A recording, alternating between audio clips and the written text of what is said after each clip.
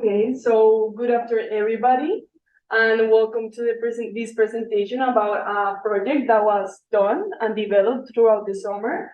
So the project was called Inside the Daily, uncovering the seeds of peace and culture alongside the community in Jamundi, Colombia. So it was called Cultural Peace, but then with the community we talked, and many of them decided for us to divide it and say peace and culture. This project was possible thanks to many of the people on the ground and people from the community. So before starting talking about anything, I wanted to mention a really big thanks to Juan and Jesus, which were the ones that bridged the contact with the community council. And the community council, I want to thank especially Marisela. I want to thank Margarita, Jesus, again, Francisco, and other people like Michael and Juan Manuel from the community, which helped make all of this possible. So this project relied on praxis. So praxis, this is like the definition, that is the process of using theory and practice, and really using what was learned to use it in a really useful way and effective way on the ground. So that's really the point of the whole project, to know that peace and conflict affect people and lives with faces, with bodies. That is not something abstract that one can just talk about, but it can also, it is something that must have substance, and that it relies on the lives of people, to know that also past events are living lessons for the possibilities of change, and also that living in the territories is what really shows what peace and conflict is. And peace is really the day-to-day actions of people. Welcome.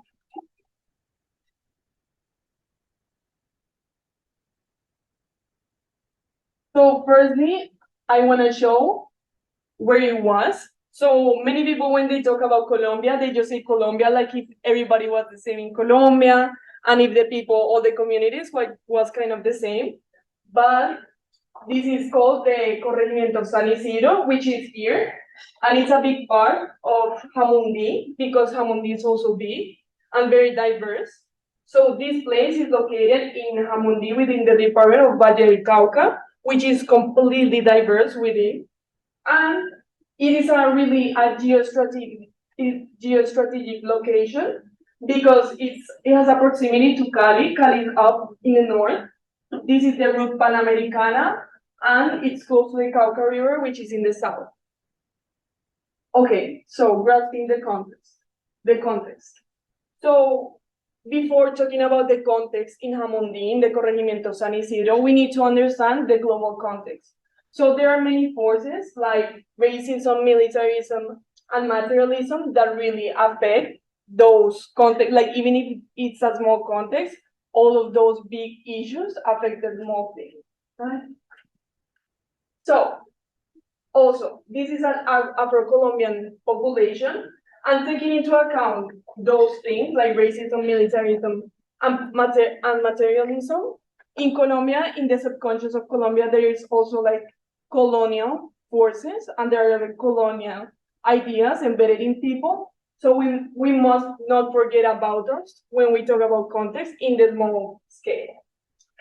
And also we need to talk about the Colombian armed conflict, because this is an area where there was a conflict, so it's a post-conflict context. And because of the geostrategic location that we were talking about, that's why it was for many armed groups, it was so interesting, so important for them to get those territories. And that's why there are many trafficking forces and illegal groups that created microcenters of power. So this means that there were many kind of battles to get all those trafficking kind of roads. So that made the power to be so contested that violence became a way of law in that area. And this made the community, the community that I work with, victims of dispossession, for displacement, murder, threats, and other things. And it was in the peak during 2003 because of paramilitarism forces. But this is something that still has happened in different ways because violence became violence still, but in a discrete way. So more kind of like more of a hidden way of violence. And we can always say that this type of violence, that is not armed conflict anymore, but it's different, is a form of a structural violence, and it's because there is inequality that permeates the current conditions because of all of these things that we have talked before that intersect and overlap, and that's why there are people that are more exposed, especially the youth.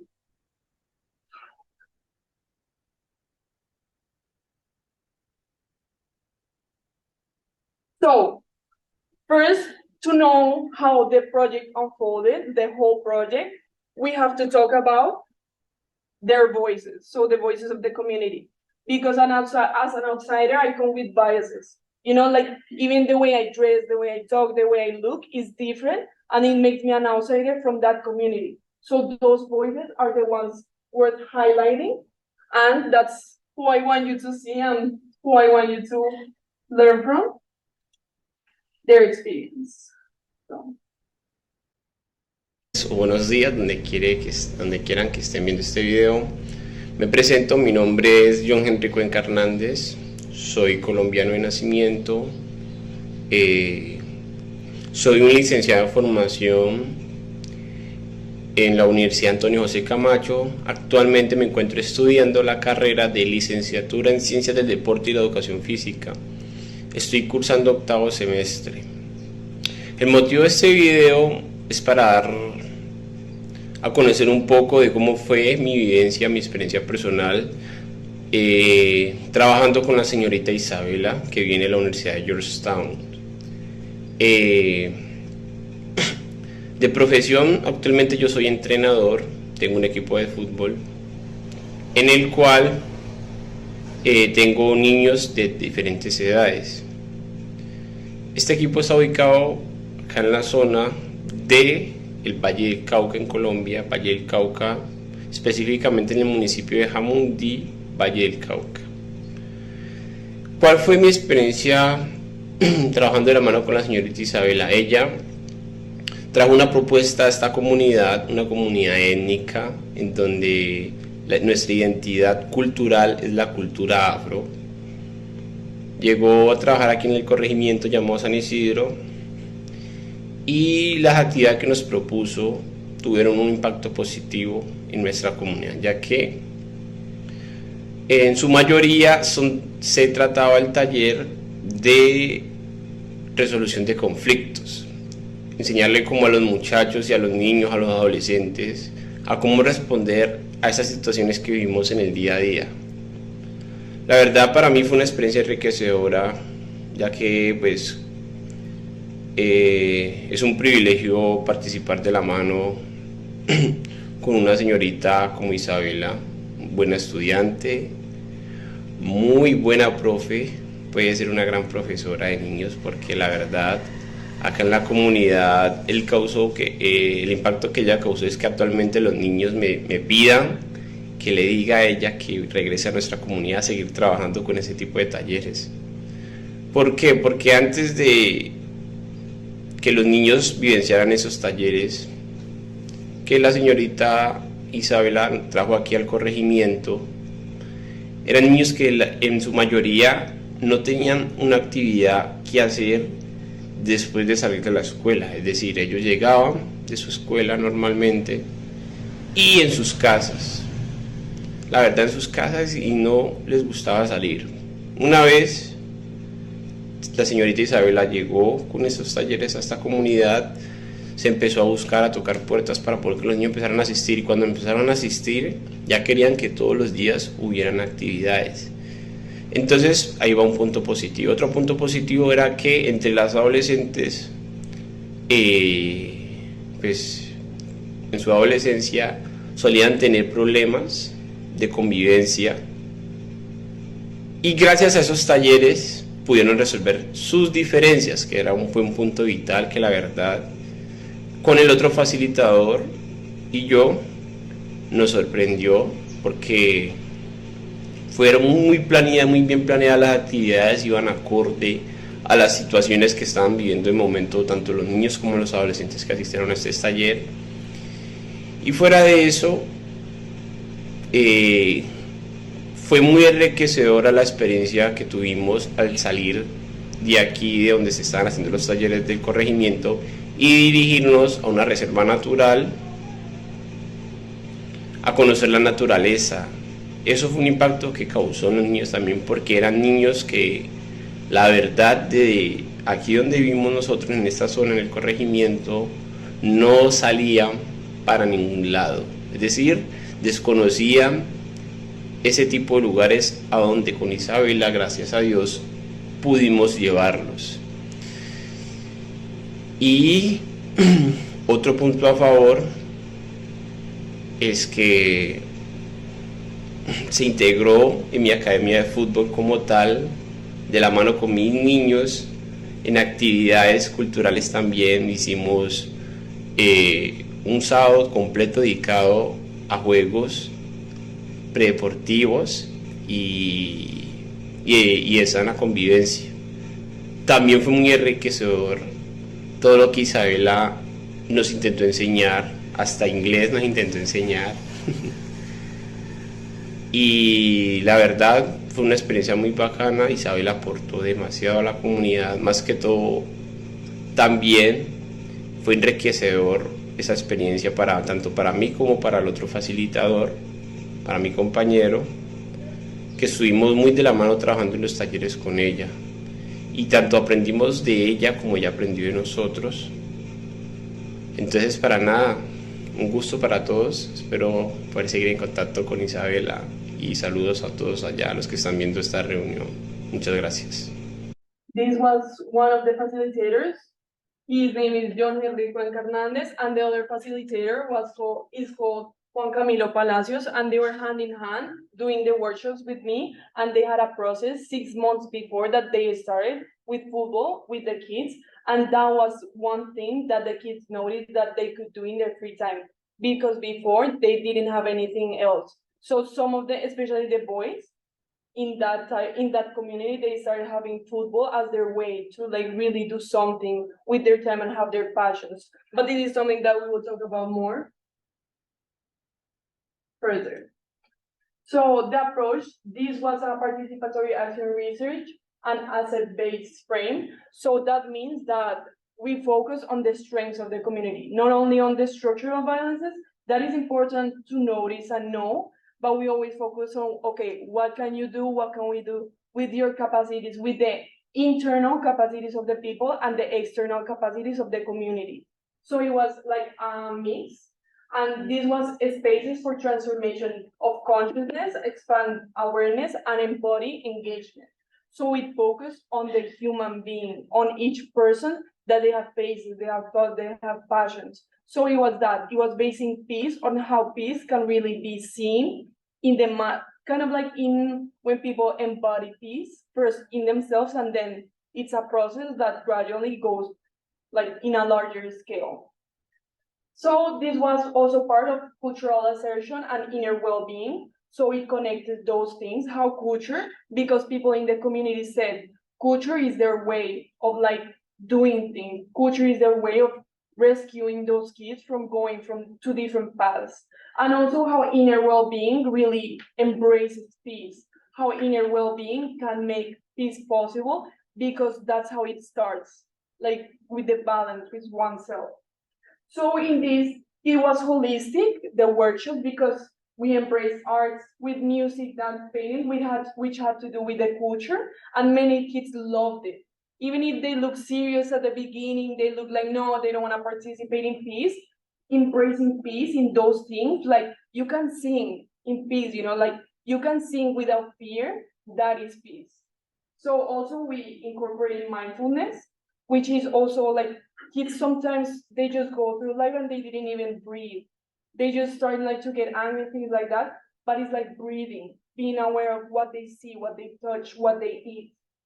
Also the sports, ecology, dialogue, and food. So we will talk more about this throughout the presentation. But sports and ecology were completely important, and also dialogue, having conversation with the kids, like for them to feel they can trust you, to have conversations, like for people to feel somebody cares about what they have to say. That's something that not many people get, especially from those communities. So having that, feeling seen, feeling respected, that was a major point of peace, because that can be embodied as peace.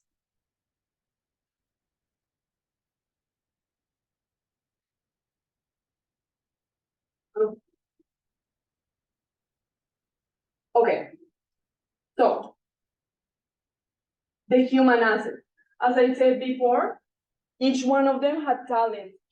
Most of the ideas that took place within the workshops were ideas of locals.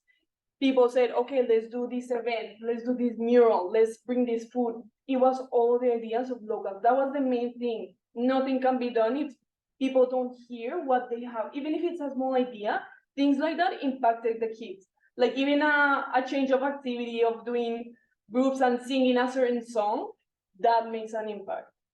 And as one of the people said, this was one of the children that actually said, one of the adolescents, and it's en Colombia hay muchas capacidades y habilidades. So that means in Colombia there are many capacities and abilities. And that is true, but sometimes they don't see that. So it's like supporting that thought that they do, like even sometimes they see it in the exterior, like people have capacities, but they don't see it for themselves. That is what it was trying, like we all were working on. Social assets. So in the community, there were many networks, like the community council I mentioned, educational institutions, they supported us. So the director of the community, of the school, I mean, she came to me and said, I really like your idea. So that was a huge thing, their support of the institutional educational institutions and organizations. So many environmental and also social organizations are very important for this type of work. Also, this is the community center that we did the classes on. This is what the community council painted. You know, they painted their history for people to learn. So we have to work with those social assets. And this is some people that work, they're called environmental managers. And they did a workshop on recycling with the kids. So it was that, like, I'm not an expert in that, but they are. And we kind of like joined forces for that. So for this, I want to show a little bit about the community council, which were my main partners. Without them, it wouldn't have been possible all that we did. And I want to also show with this the agency that they have. Because sometimes in peace building, people work with those communities as if they don't have agency, as if they just receive things. But no, they have so much intelligence, they have so much that you can work with. So I want to show the agency, and like this video was 10 years ago, but they still work on building on that.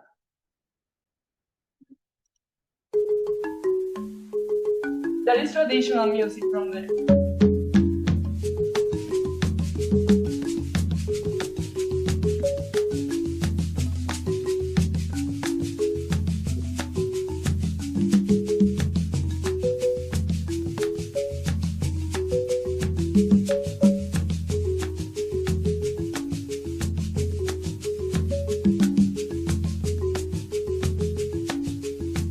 El Consejo Comunitario del Corregimiento de San Isidro nace como una necesidad de organización de nuestra gente y como una respuesta a los diferentes problemas que se venían presentando con grandes proyectos que se desarrollaban dentro del territorio y que pasaban por encima de las comunidades sin tener en cuenta que existe una ley, una norma que los protege y que les da el derecho a exigirles que mitiguen los impactos que le puedan causar estos proyectos de desarrollo.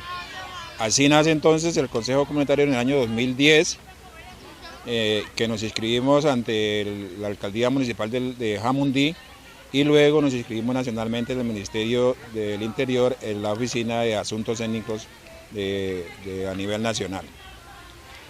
Posteriormente nos fuimos organizando hasta que hemos logrado pues llevar a feliz término en algunos casos algunas consultas previas, y hemos ido ganando espacio, hemos ido ganando experiencias hasta hoy que creo que somos uno de los consejos comunitarios de aquí del municipio de Jamundi más organizados y de mayor experiencia en lo que tiene que ver con el desarrollo de consultas previas. La idea es que a futuro lo que nosotros hemos aprendido, multiplicarlo a los otros consejos del municipio de Jamundi que existen, aproximadamente 13, para que no solamente lo que nosotros estamos logrando aquí en el corregimiento de San Isidro pues sea para beneficio de nuestra gente, sino que también nuestros hermanos negros de los otros corregimientos del municipio pues también logren aprovecharse y beneficiarse de la ley. Actualmente hacemos parte de la... participamos en la creación de la Asociación de Consejos Comunitarios del municipio de Jamundi, somos socios, hacemos parte de la Junta Directiva y hicimos parte también del proyecto, ayudamos a construir el proyecto de acuerdo por medio del cual se constituyó y se formó la Secretaría de Asuntos Técnicos del municipio. Creemos que a futuro estamos siendo llamados a ser protagonistas de todo el proceso afro dentro del municipio, y eso es el aporte que desde aquí estamos dando a las próximas generaciones, que estamos seguros que algún día nos van a atender la mano y nos van a felicitar por el trabajo que estamos haciendo desde ahora.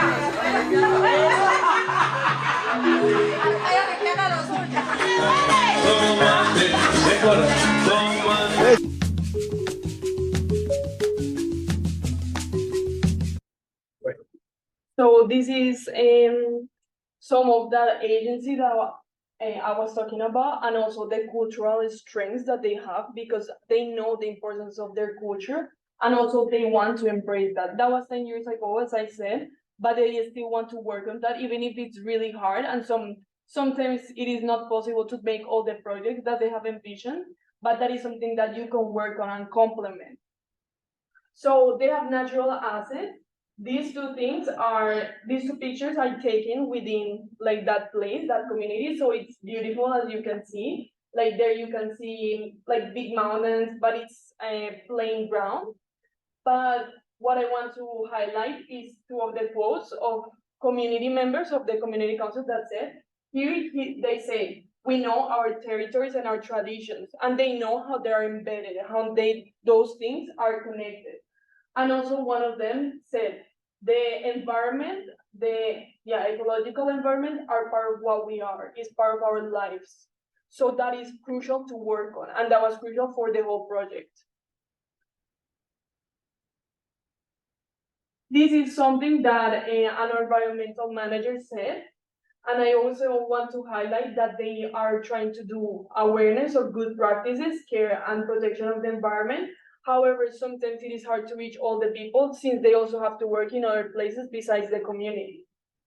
But they work with organized groups within the community, and that is kind of like they try to bring awareness to those things. They have built assets like the bridge that actually the community council made possible, and the mural, and for example, the football field, that is something that can be used, and that's something that also brings freedom to San Isidro, that it brings freedom to the community, those spaces. And lastly, which is something that we work closely with, and it was like those cultural assets that I was talking about throughout the whole presentation. And it involves traditional holidays, commemorations, ancestral customs, even stories of the elderly saying like how they live, the adults in the community talking about the fruits they ate, things like that. Even those things is like getting memory back and getting kind of like embracing the memory to build the future throughout the present. And also festivities and events. So in this workshop, we try to do a final event about culture, and it is something that the kids even like embrace. They like dancing, they like the songs. Even if sometimes they didn't like that old tradition, we were able to kind of like make it a mixture, because that is how we can work together. Okay, so what worked? In a general sense, what really worked was the authentic partnership with the community council. Without them, it wouldn't have been possible. And it's that authentic partnership of telling them, okay, what do you need? What do you want to see? What do you want me to like help you with? In what tools, with whatever you need. Complementing its strengths, as I said, is complementing those assets that were already there. That's what really worked. Complementing the activities with the soccer team of John Henry and Juan Camilo, that is things that worked. Also a focus on the individual, focus on the well-being of how peace is, as I said, a grain of well-being, of inner well-being that starts to like spread around through the kids and among the community. That is peace. So this is the mural that we worked on. The mural used to be like that 5 years ago. They did that and they never like restored it. And then we did a new one where kids put in their hands and they also help. So it's a form of seeing how they can own that social change, even if it's by small steps. Right. So the outputs, in this case, all these outputs, we talk with the community council. Like they all said these things. The medicinal plant garden, as you can see, we did a medicinal plant garden with the kids because that's part of the culture. That's part of something they had that was lost. And it was part of like connecting the kids with their environment, seeing that they can plant a tree and that is change, but that is something that is not gonna take them a whole day, that they can just do that. And that is peace.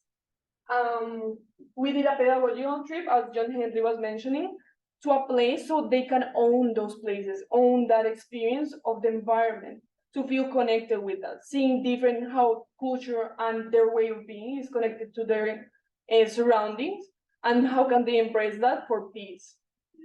The support of the local school, as I said, the principal came to me and said, I like your idea, I'll help you bring in some kids of the community. And the mural that I just showed you, those were things that can be outputs and can be still worked on in the future. Okay, so I want to show this part. These were part of the activities. This was part of when kids were asked what empowers you. So it relates a lot with sports, with what they do, with their families. That all relates to culture, heritage, all of that. This is them drawing and then doing conflict resolution activities.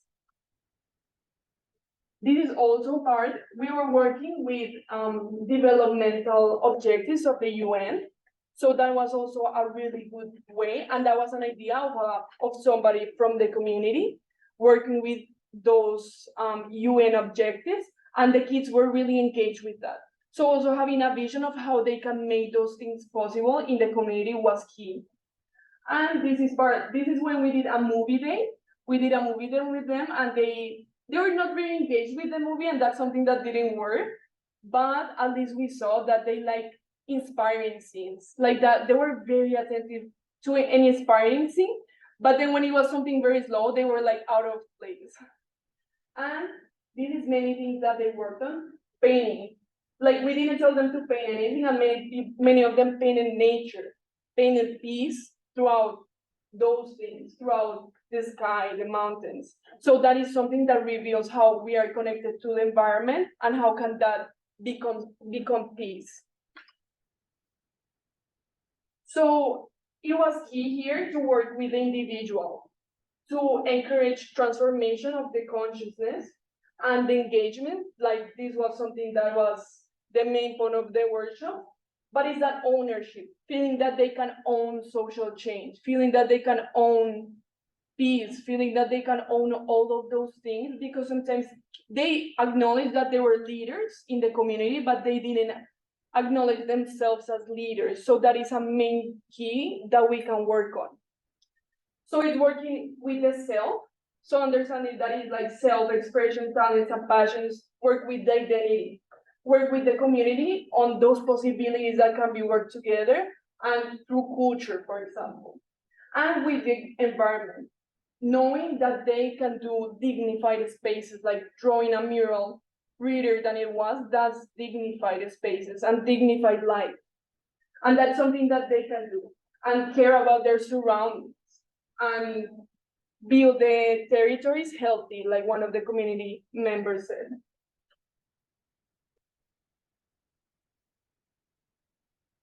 So I want to highlight, this is what one of the people from the community said, and I think that's key for this project, like working from the inside and the outside. So he said, the idea is not that what the person has learned remains there, but that the person continues transmitting that knowledge and learning, and that each one appropriates well everything that surrounds us, and that they don't forget where they come from. All that is useful.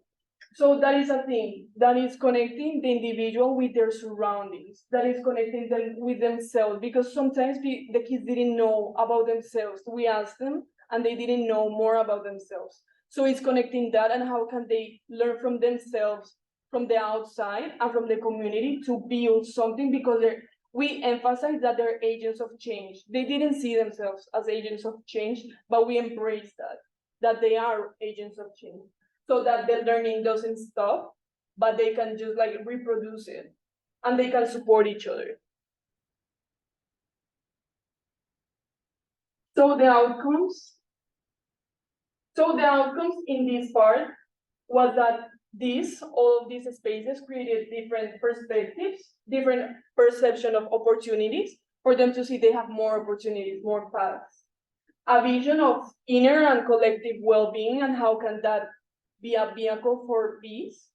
Also, that was creating literally seeds of change because we did a garden, but it's also embedding seeds of that peace in them. It's a support of agency and empowerment. As you can see, they already work for their empowerment, but we can complement that. It's about complementing those things. There was momentum for other projects. So the last days I was there, many of the youth were like, okay, I want to do this. We want to do this project, that project. And I was like, yeah, you should keep on doing it, like do them. Because I never came there just to like bring solutions. We created spaces for all of us to work on something bigger, to work on something they can still go on with or have more ideas, more and better ideas. So we work for social action and healthy mechanisms as ways of doing peace, a peace that is lived in the day-to-day, a peace that is a reality, a peace that is not only an abstract word, but it can be breathed by them, or touched by them, or felt by them. Okay, so not everything is perfect, and I feel like in the field we should be more open to say what did not work, and many things did not work, because that's how it is with doing things with the community, with any community. So there was a lack of adult participation, and it's because in the community there are many power dynamics, and many adults are aware of those things, and they say, I don't want to join this, or I don't want to do this because then I'm supporting another thing. So is that lack of communication that also enabled a lack of participation by adults, which would have grown the project. Also, because apatia is what one of the community council members said, there is a lot of apathy in the community for these type of projects or initiatives. So that was a really big challenge. Also, many youth population was not reached, and that is something that would have been better because many of the kids that were already in paths that didn't serve them didn't want to go to the workshops. So there must be ways to find how to reach out to them, Also, no initial planning, or I didn't do like the outreach when I arrived there because the community council did it for me.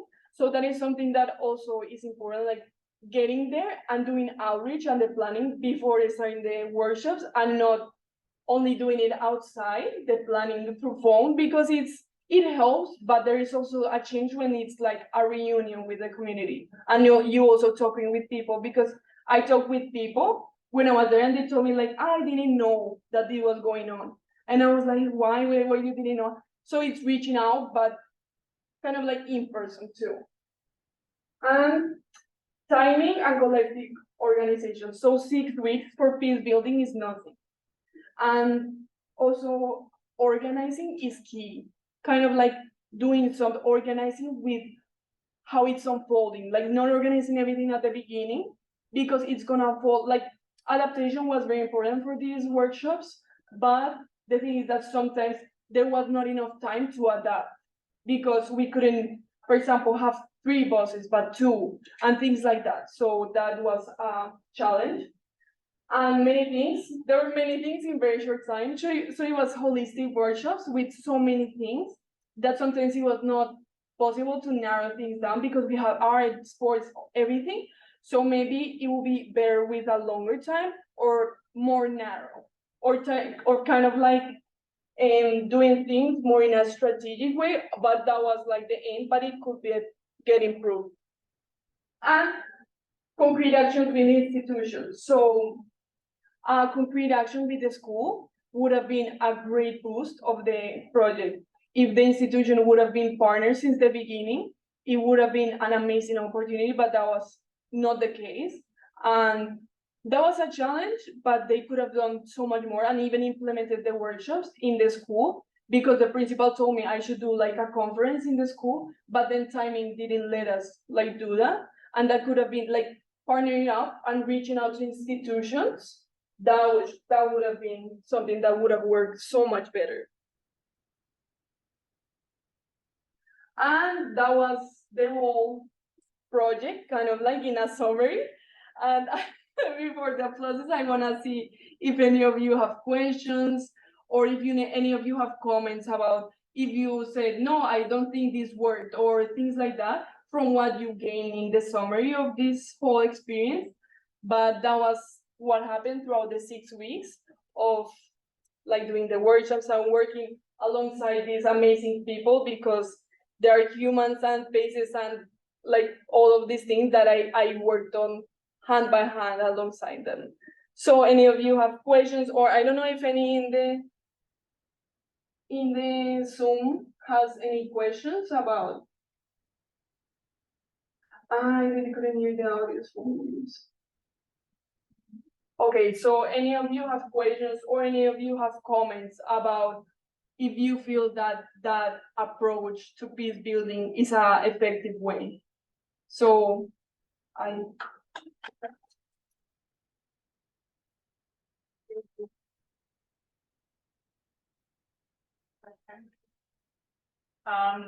first thing I want to say is I think that this is really powerful, and it was really great to hear about it, and I'm very impressed.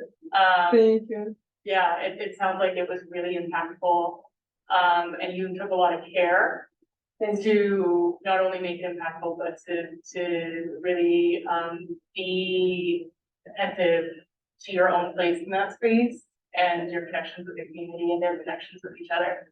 I have one question about agency, because that really stood out to me. And I think that's something that we think about a lot about in the field, but it feels very abstract. Mm-hmm. So I was wondering, one, how much you were thinking about agency when you kind of first started this project, when you were going into the project, and then 2, once the project was completed, what you might have learned about agency that you think we in the conflict resolution field need to get right or need to do better.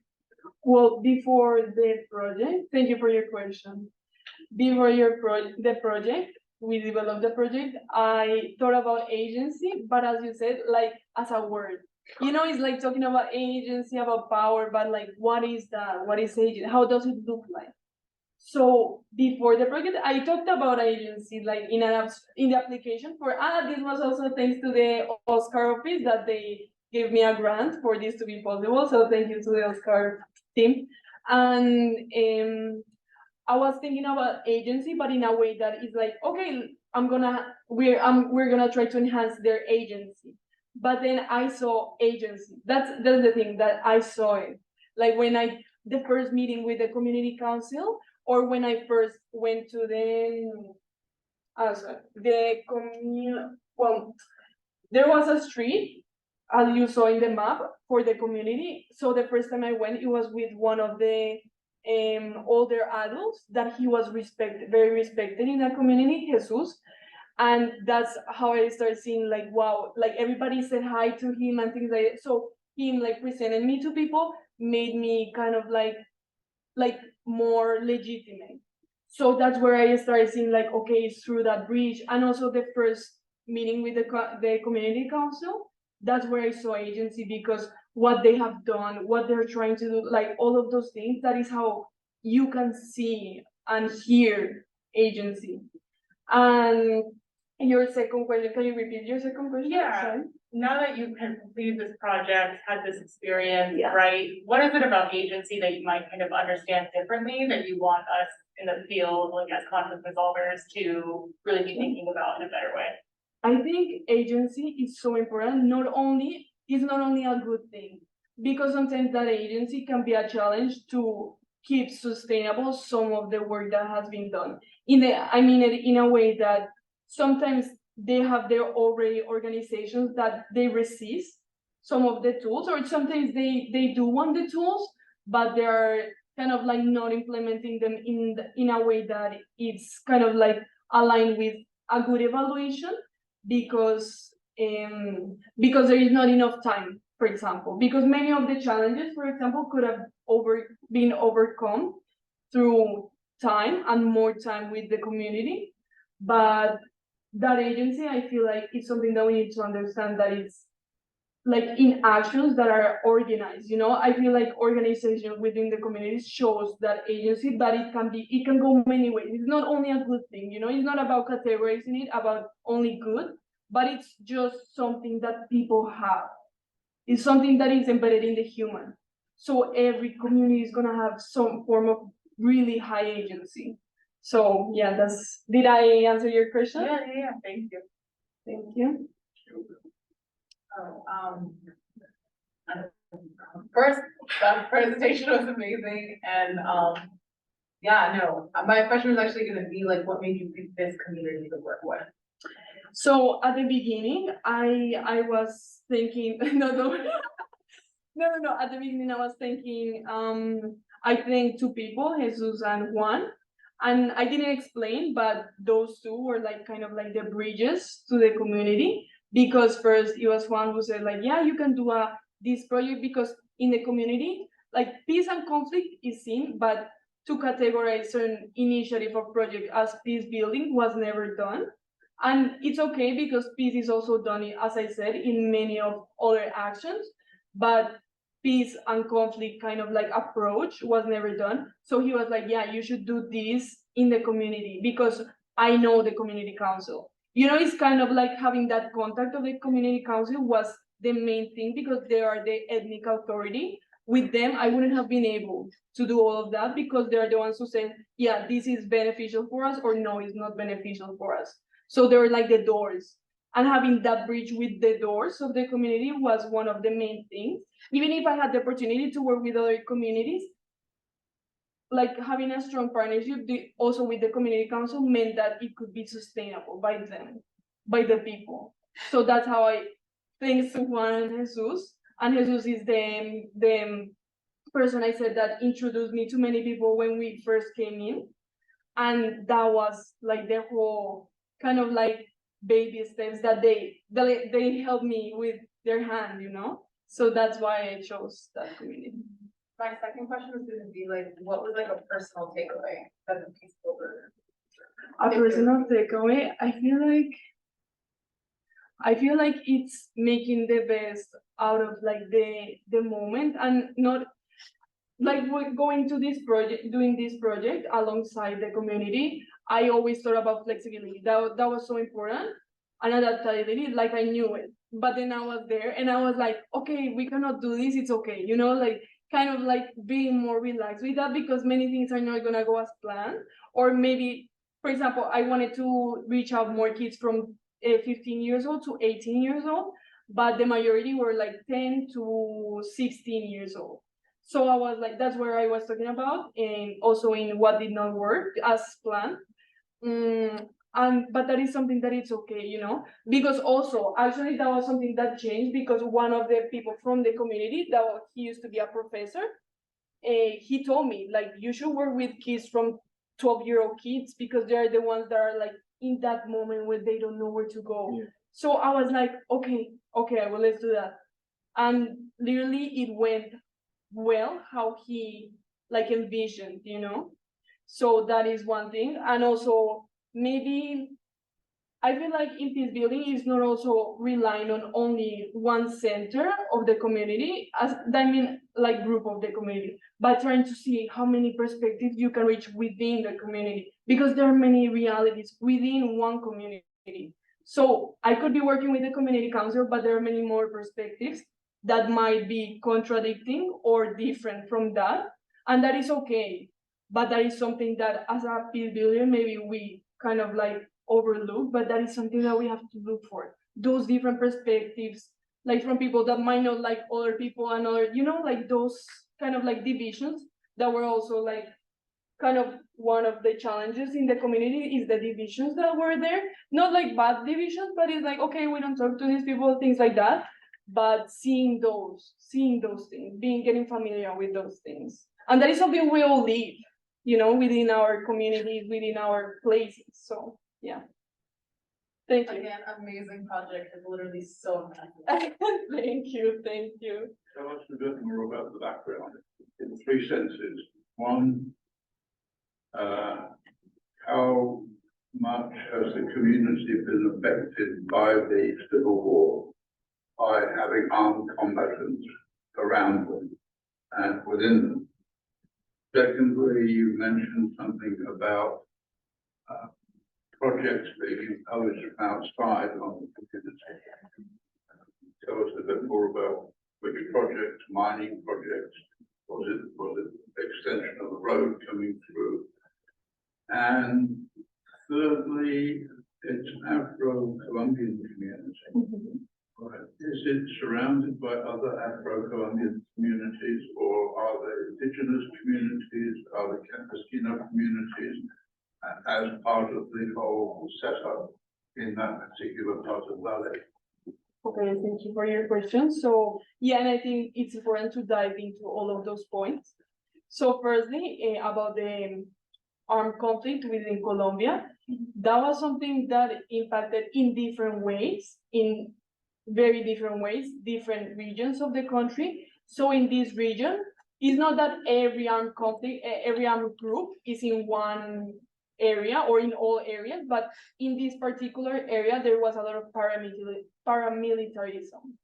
So yeah, so in that created kind of like that power struggle between micro traffic of drugs. It used to be like stronger, but those micro traffic of drugs still are part of that community, and that is what made so much exposure on the young population, because they're not only exposed to drug use, but they're exposed to gun violence. The normalization of violence is, you can see it there, how they talk, how one of the kids said that as when he wants to be remembered as a narcotraficante, he said that, and that he said it as a joke, and that can be a joke, but it always has something behind.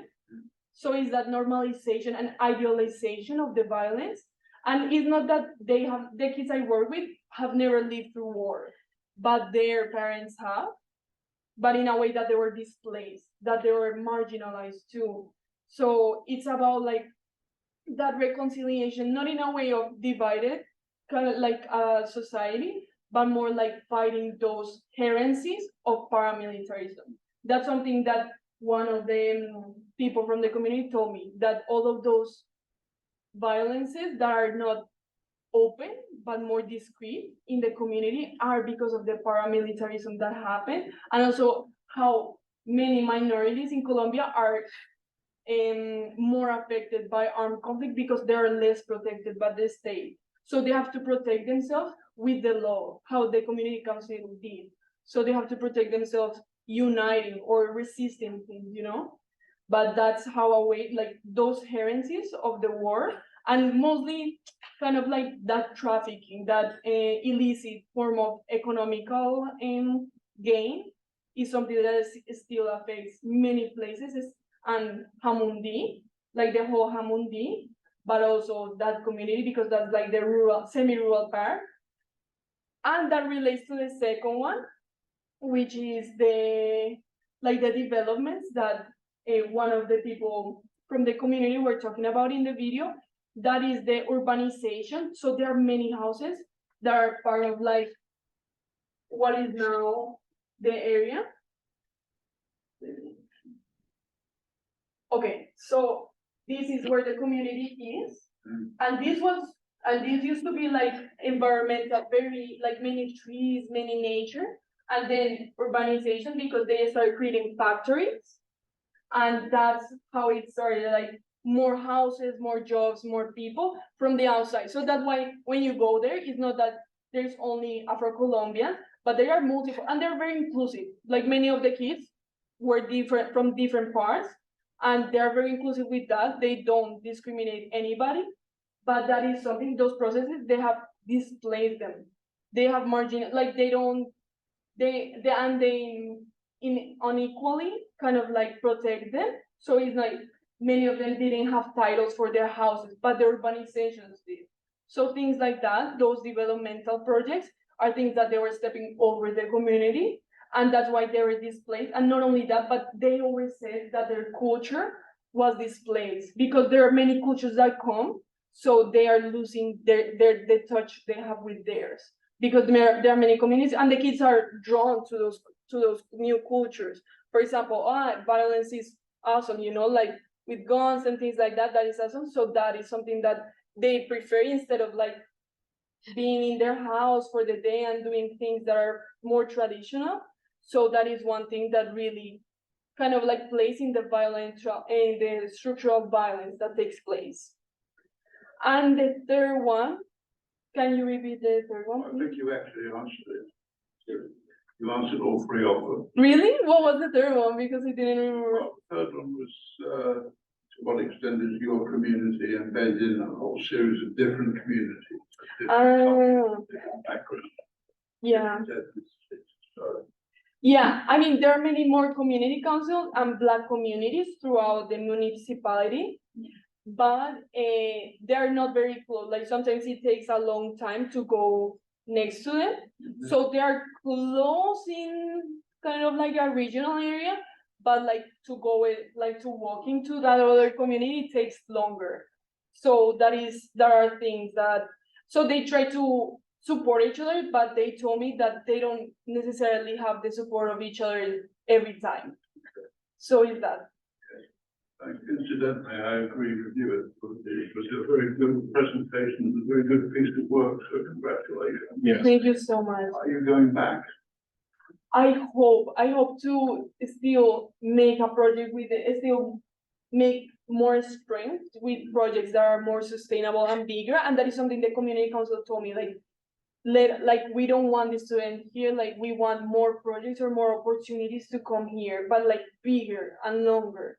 Because 6 months, as I said, is nothing. And it leaves something, it leaves those seeds, but in order to kind of like resist those violent structures, there needs to be so much work starting from the inside. But sometimes they forget, because if there is so much chaos around people, it's hard to have that inner balance, and it's not their fault.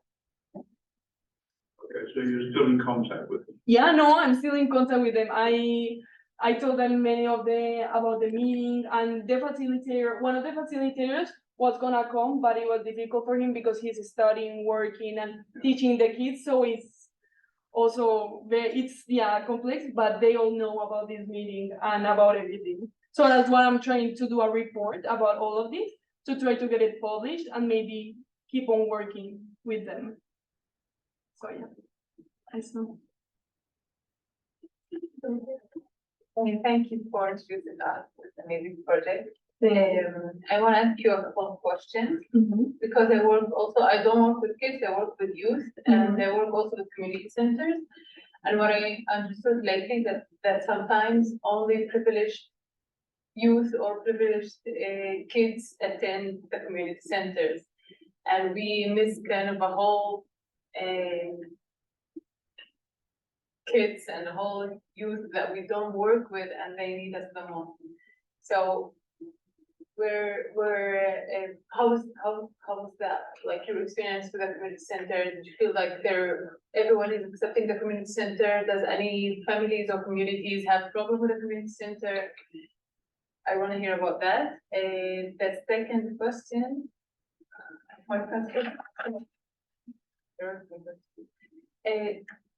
You worked with kids that already were a group, as a group, they were formed as a group, as a community, or you started the group when you started the project? And also, you didn't mention two things that I want to know about. Did you feel like you have created some communities among these kids? Maybe you mentioned that I came late. And what about that feeling of belonging? Because I think when we work with communities in conflict, that belonging sense kind of missing. And I think it's very important, especially with the kids and youth, to feel they belong and they have some place to attend, to make a mobilization with themselves through this place. So I want to know about these two things. And also, I have problem with community centers that they have budget and they have a lot of projects that they can implement. So basically, we come and suggest ideas, we do workshops, and we hope that they will continue further after we leave, but it doesn't really happen. Though there's a lot of projects that you can make with zero budget, especially when you have a community and you already built a belonging, it's very easy to work with anything there. So I want to know how, if you think, or anyone like from the discussion group can suggest, how can we motivate the community center to be the initiative one instead of having external projects all the time? When we speak about agency, the community center is supposed to have a lot of agency and a lot of power, and they're supposed to initiate partnership. Instead, we're as external people initiate all the time. So I want to know from your experience how you would deal with that. Those are awesome questions because I feel they touch on points that are very important in any peace building project or any peace building effort. And first, the community center. Yes, that question that you said, I couldn't like tell it better than you said. With the community center, in the center, you mean the place, right? Yeah, there are many parents and many people resisting that place because they didn't like, the kind of like the organization or the power dynamics in the community. So many parents didn't go to the activities because of that. Many parents they let their children because they knew that there were good activities for them, but they didn't engage with those things. And that is something that really missed the point of the project because, for example, for the planting the garden, it would have been awesome if the parents would have gone and owned that garden, because then the kids are responsible and they're not as responsible to take care of that garden, even if they're trying to right now. But that is one thing that is key, like that. So some people not liking what that community center means in regards to power dynamics. That was something that you notice when you get there, but it's not something that is direct. But there are like dynamics that are indirect that everybody should pay attention to those things. You talked about groups, so the kids that I was working with, the majority were part of the soccer team of the facilitators, but many of them weren't, and at first they didn't engage with each other. Like first it was like the team, but they were even divided. But that the thing that really, one outcome that I can say that I could really see was that they started engaging with each other. And they always, like, every time we talked about, like, hey, what did you learn in the workshops? They always said, like, cooperating. Like, that was the thing that most stuck to them, like, besides everything, cooperating. But I feel like that's the basis of anything. Social change, peace, anything is cooperation and between them. And I told them the last day, like, guys, if you want to make any change, if you want to paint any more murals, things like that, you need to cooperate. If not, nobody's going to come here and help you do that if you don't want to do it yourself. So it's that kind of like creating that cooperation and sense of cooperation. That is something that John Henry and Juan Camilo told me that they saw, that they're seeing right now in the team, that they kind of like fight less with each other, because we saw that they fight a lot with each other. because they have very strong personalities and also ways of talking that are like more of adults.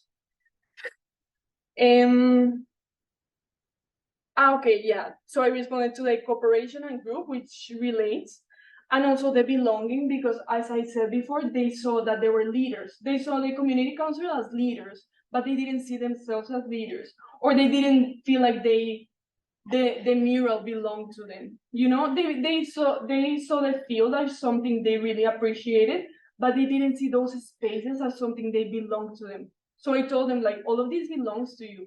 Like, I told them the garden belongs to you. If you let it die, it's gonna be your garden, you know, your castle, we call it, because it was like their castle of medicinal plants. And I told them, like, I cannot stay here and take care of that castle. You need to do it because it's your castle. Like all this community, it's yours for you to like embrace and help.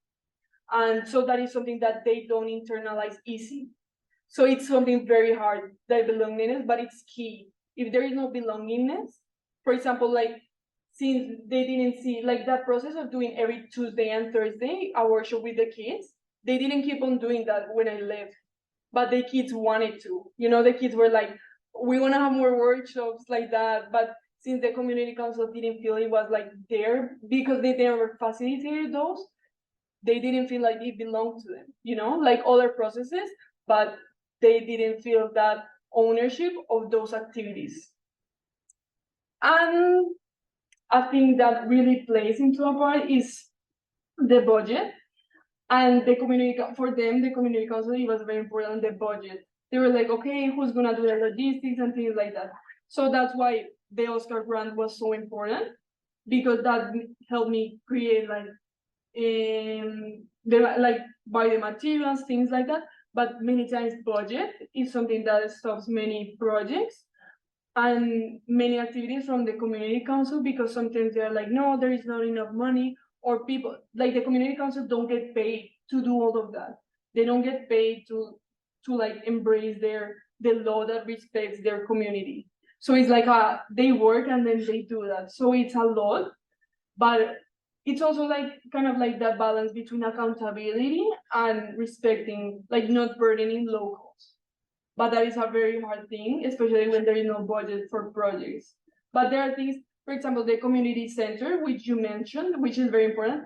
There were instruments there. I thought on buying instruments with the Oscar grant, but then there were instruments that nobody touched because the kids didn't go to the community center. And then I was like, no, you guys, like some of the community people, they said, no, you can go, this is part of you, but not many of them feel that they own that place. So they never went to draw there until I started the workshops, but they never went to draw or to touch those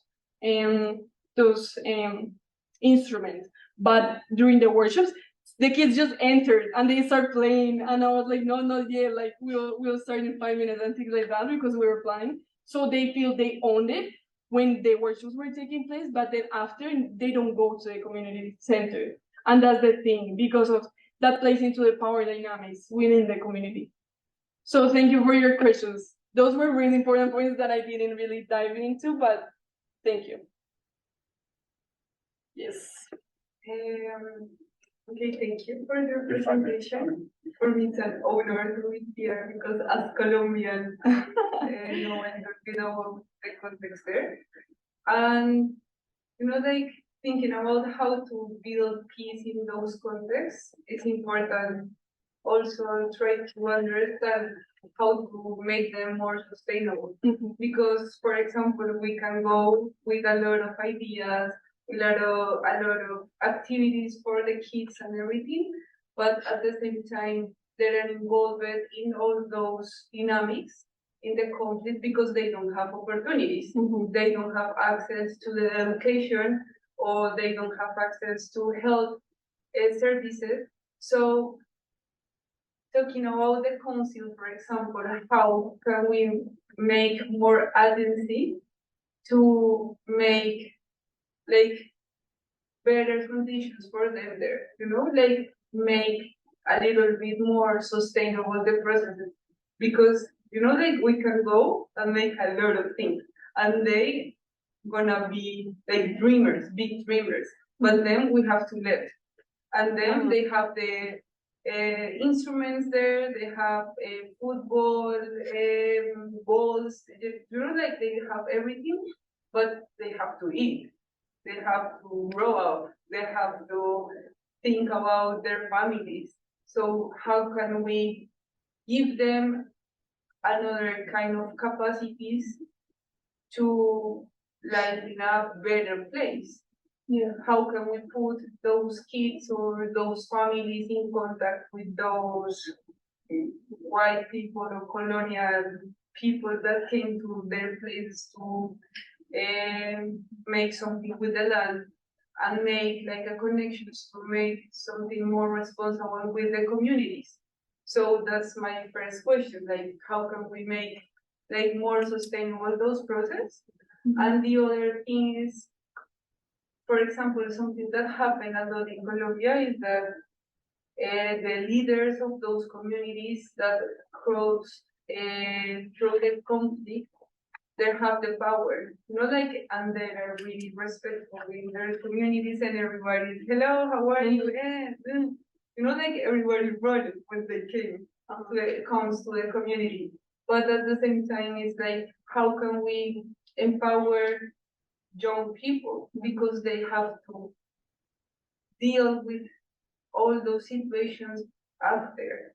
And how can we replace those older leaders to the new ones? Because the thing is that young people, they don't want to be in that kind of places there. They don't want to be like presidents of the councils. They don't, like they don't care. And also because the narcotraffic heritage, like they are thinking, how can I earn money? Or how can I have like a golden necklace or whatever?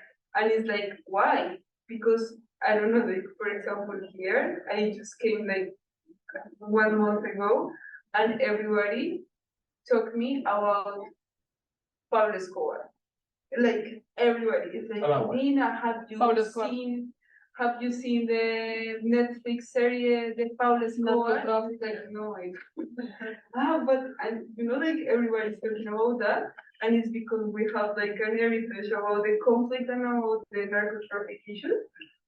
And it happened in our country, like little kids are thinking about how they can have like easy money because it's the easy way to have things. And it's the cool way. Exactly, and it's the cool way. And more when you are in that context, and like in indigenous context and in the Afro-Colombian context. So how can you change their mind to promote another kind of relationship with the money, but also in their context to try to don't repeat the same as history that they have. So that's the second question. Thank you. So first, you were talking about sustainable. So I feel that it's that about seeing the partners in the communities, not as somebody that receives, like charity. No, it's not about that. It's about partners, real partners. So they have to be accountable too. So if they don't want to support you in this, like after the project, there's not much you can do after that, but kind of like keeping in touch. I feel that is so important, like conversations, like real conversations with the partners in the communities, being like, hey, okay, how are we going to do this? How are you going to use these two for real, for things for you?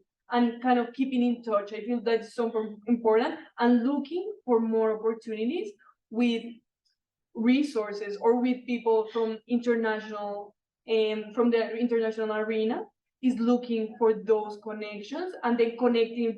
It's like about so much connections, and about networking. So it's that kind of like a network, but bigger, from international to like a community council that is there. Because Marisela, one of the community council members, she told me, we want the international like a spectrum to know that we are here, that we live, that we are here, that we are somebody, So that is so important to build those bridges. I feel that's the way to get more opportunities and kind of like complement each other and build something more sustainable, where they don't have to have the burden of continue with things if they don't get paid, but kind of like look for those opportunities. So that is how you keep it sustainable. And that relates to your second question, this is how like you change that mindset in children. That is like that was the whole point of the project. Like, how do you change that mindset of like, oh, it's cool to do this and that and violent things instead of going to walk on nature. So with that, I feel like that way is like you have to attach to what they like, to to like their talents. So some kid likes rap. Okay, that is cool, like do rap, that can give you money. You can be awesome doing rap. Painting a wall of a mural, that is also like something awesome. That is so much better than doing all of those other things. So that is how I think you change that mindset and empower them through the talents that they really like, but they don't see that are being supported. So it's that of also like seeing themselves as leaders. I feel like that was also part of like the whole project. Is like a leader paints a mural to make the place beautiful. A leader builds plants a tree so that there can be more nature. So that is what a leader does, and they were doing that. So I told them, like, you see the correlation. And also during the last workshop, we were talking about power. So I told them, like, what are the sources of power? And at the beginning, they didn't know, but I showed them all the sources of power, that there can be power in knowledge. There can be power in effort, in not giving up. And the majority of the youth, they said the best power out of all the ones I told them, it was effort. Like if somebody works for what they want in life, that's power. So I told them, have you worked for something that you want in life? And they told me, yeah. And I was like, then you're powerful, no? And they were like, and they like realized that. Because at the beginning of the workshop, the first workshop, I was like, do you think every conflict is bad? And all of them said yes, that every conflict was bad, that they couldn't be constructive conflict. The last workshop, we did the same question, and I think it's here somewhere. And they all said, no, that some conflicts can be helpful. This one. So that was the yes. No, this was no. That conflict can be, every conflict is bad, and most said no. So that showed the different perspectives, and also because they didn't see themselves as powerful. So showing them other forms of power and how can they embrace them, that's how we can show their mindset.